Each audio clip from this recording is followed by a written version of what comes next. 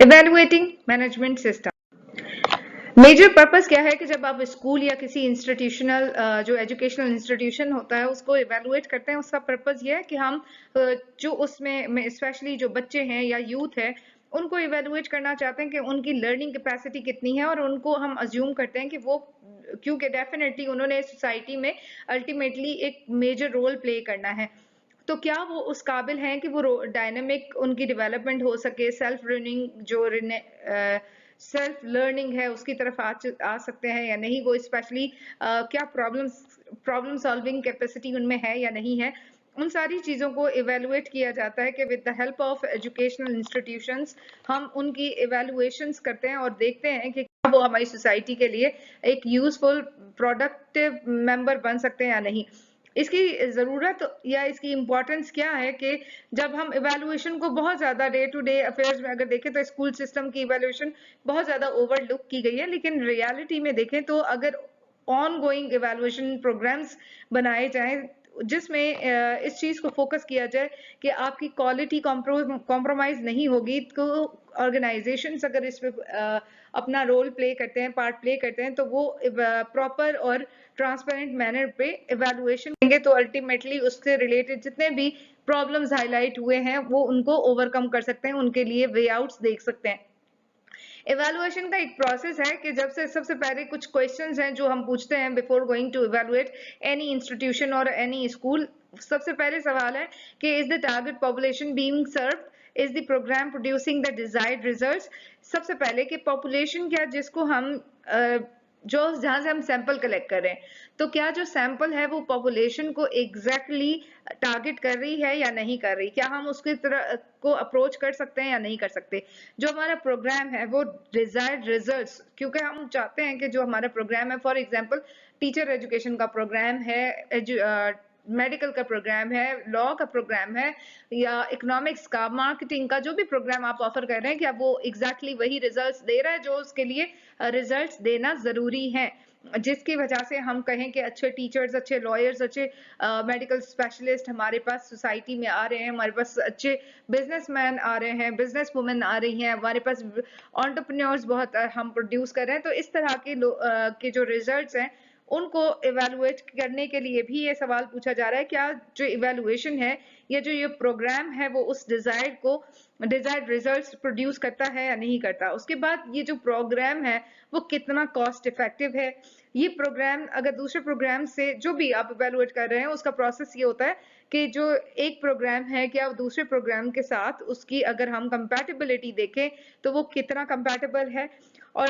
क्या ये प्रोग्राम दो जो हमारे स्कूल का, हमारे एजुकेशनल इंस्टीट्यूशन का मिशन है वो उसको फुलफिल करता है या नहीं करता। जो इवैल्यूएशन का प्रोसेस है या फंक्शन है उसको बहुत अच्छे तरीके से हम परफॉर्म करवा सकते हैं, और हम उसको देख सकते हैं कि हमारी जो इंटेंडेड या नॉन इन्वॉल्व जो फंक्शंस हैं ऑर्गेनाइजेशन के, जो स्कूल के, तो वो कितने उसमें फुलफिल हो रहे हैं या नहीं। अगर हम सिस्टम ऑफ इवैल्यूएशन की बात करें तो हम कॉन्टेक्स्ट इवैल्यूएशन करते हैं। हम इस स्टफल बीम्स की थ्योरी के मुताबिक 4 स्टेप को फॉलो करते हैं। सबसे पहले कॉन्टेक्स्ट, इनपुट, प्रोसेस, प्रोडक्ट देखते हैं। किस कॉन्टेक्स्ट पे इवैल्यूएशन की जा रही है, क्या हम टीचर्स की कैपेबिलिटी को देख रहे हैं, ओवरऑल मैनेजमेंट को देख रहे हैं, स्टूडेंट की लर्निंग को देखना चाह रहे हैं, उस एनवायरनमेंट को देखना चाह रहे हैं। ये पूरा कॉन्टेक्स्ट आपके जहन में जरूर होना चाहिए। उसके बाद आप इनपुट इवैल्यूएशन, जितनी भी इनपुट है, जितने रिसोर्सेज आपने यूज किए, फाइनेंशियल रिसोर्सेज, ह्यूमन रिसोर्सेज, और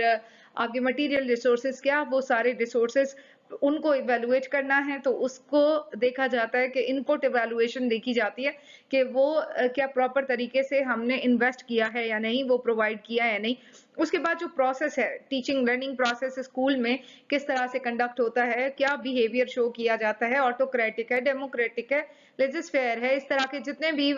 जो बिहेवियर्स हैं वो प्रोसेस पूरा देखा जाता है विद इन ऑर्गेनाइजेशन, उसको भी इवेलुएट किया जाता है। और उसके बाद प्रोडक्ट इवेलुएशन के रिजल्ट्स देखे जाते हैं, क्या desired results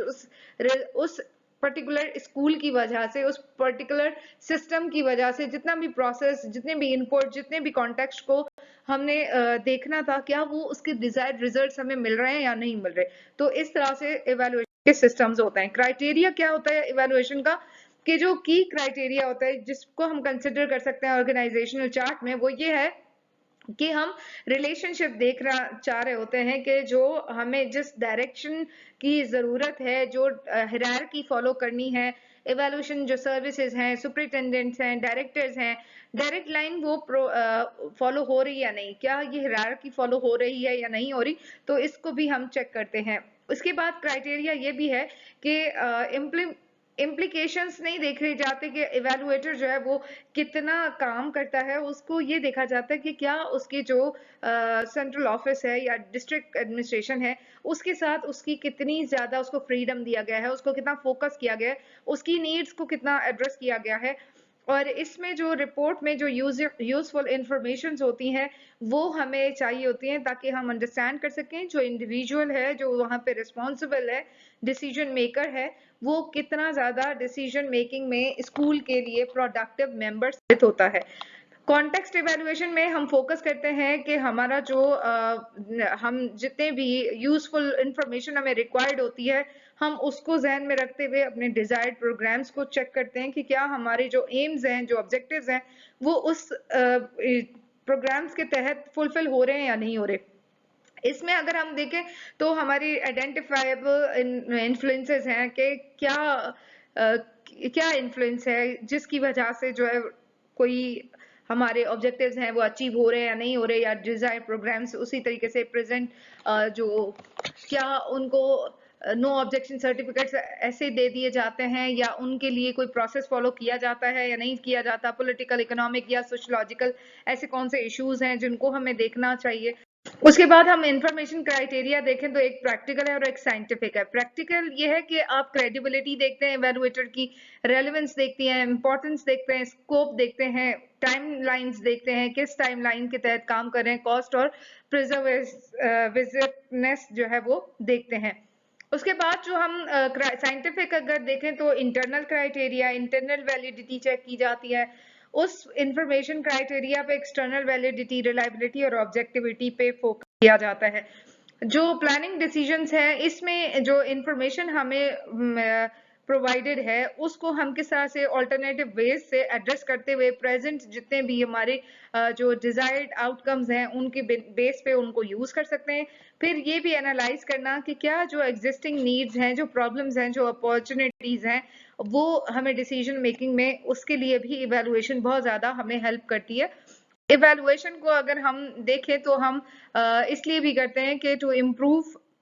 improving management through evaluation के मेथोडोलॉजिकल एक्टिविटीज देखी जाती हैं कि क्या इवैल्यूएशन के जरिए से हम कितना ज्यादा प्रॉपर तरीके से उस एक पर्टिकुलर स्कूल में या इंस्टीट्यूशन में फैसिलिटीज प्रोवाइड कर सकते हैं, रिसोर्सेज प्रोवाइड कर सकते हैं। वो आइदर आपको टीचिंग लाइन पे हो सकता है या नॉन टीचिंग हो सकता है। उसमें कौन कौन सी चीजें हैं जिनको हमें ख्याल रखना है, जैसे कि अगर स्कूल्स में अगर कैसे कुछ ऐसे एरियाज हैं जहाँ पे बहुत ज्यादा सर्दी पड़ती है तो क्या वहां पे हीटिंग सिस्टम प्रॉपर है, कूलिंग सिस्टम प्रॉपर है, बच्चों के लिए वेंटिलेशन है, या टीचर्स को फैसिलिटीज दी गई हैं या नहीं दी गई। इसलिए जो है वो इम्प्रूवमेंट के लिए इवैल्यूएशन की जाती है। इम्प्रूवमेंट इवैल्यूएशन के थ्रू मैनेजमेंट में इस तरह से भी इम्प्रूवमेंट आती है कि अगर हम किसी कॉन्सेप्ट को देखना चाहें कि हमारे जो गोल हैं या गोल वो जस्टिफाई कर सकते हैं या नहीं कर सकते, वो जस्टिफाई करते हैं उसमें या नहीं करते।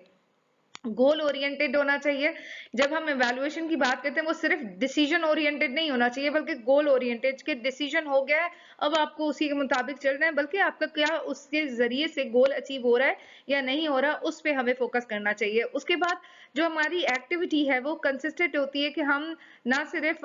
पर्टिकुलर जो कोई इंफॉर्मेशन लेना चाहते हैं सिर्फ हमें वो यील्ड करनी है, बल्कि हम कंपैरेटिवली देखते हैं कि जो हमारी न्यूमेरिकल रेटिंग्स हैं जस्टिफाई करती हैं या नहीं करती। जैसे डाटा गैदरिंग इंस्ट्रूमेंट्स प्रॉपर है, वेटिंग्स हमारी प्रॉपर है या नहीं है, जो गोल सिलेक्ट करते हैं वो प्रॉपर है या नहीं है। इसके बाद जो स्टफल बीम ने जो 6 स्टेप्स बताए हमें उनको फॉलो करना चाहिए। सबसे पहले हमें state the decision situation in the question form के पहले तो जब आप कोई डिसीजन लें तो क्वेश्चन फॉर्म में पूछें और वो बताएं कि क्या, अगर फॉर एग्जांपल अगर आप किसी से पूछते हैं कि आप क्या समझते हैं कि अगर ये चीज ऐसे कर दी जाए तो वो आपको उसी सवाल का जवाब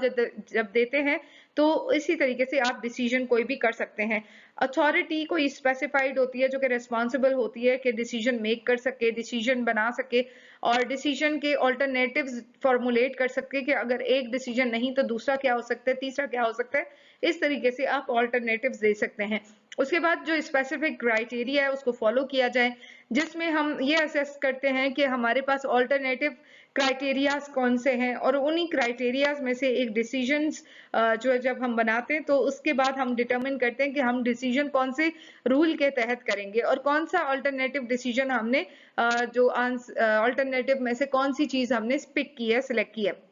उसके बाद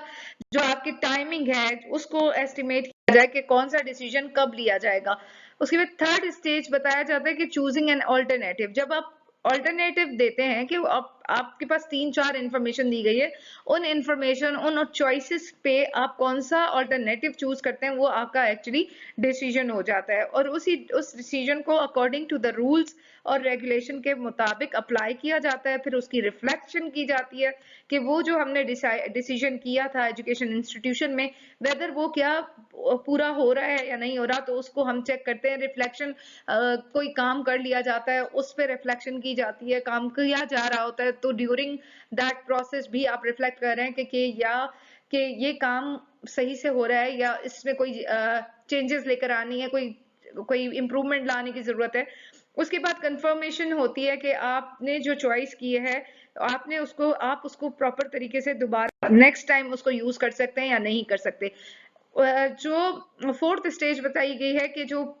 अल्टरनेटिव में से एक डिसीजन चूज करना है कि आपकी ये रिस्पॉन्सिबिलिटी है कि जो आप ऑब्जेक्टिव को अचीव करने के लिए आपके पास सेवरल ऑल्टरनेटिव्स दिए जाते हैं, उन ऑल्टरनेटिव्स में से आप कोई भी एक ऑपरेशनलाइज्ड ऑप्शंस चूज करते हैं, उसको आप इम्प्लीमेंट करते हैं। अगेन उसको इम्प्लीमेंट करने के बाद उस पर रिफ्लेक्ट करते हैं और देखते हैं कि उसकी कितनी ऑपरेशनलाइजेशन पॉसिबल है या नहीं है और उसको एग्जीक्यूट करना कि क्या इससे रिलेटेड और कोई ऑल्टरनेटिव हो सकता है या इसको भी हम रिसाइकिल कर सकते हैं। पर्पस ऑफ इवेलुएशन अगर देखें तो हम बेसिकली ये डिटरमिन करना चाहते हैं कि जो वैल्यूज हैं, जो एजुकेशनल लीडर्स हैं, वो किस तरह से अपने प्रोसेस को